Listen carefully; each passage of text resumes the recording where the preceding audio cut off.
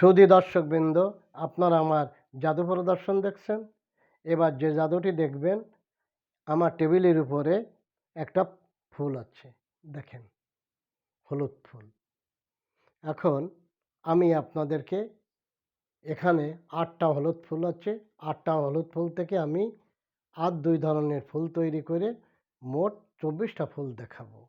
জাদুটি খুব সুন্দর এবং জাদুটি দেখে যদি আপনাদের পছন্দ হয় এবং আনন্দ পান, তাহলে আমাকে অবশ্যই সাবস্ক্রাইব, লাইক, কমেন্ট দিতে ভুল করবেন না। তাহলে জাদুটি দেখুন।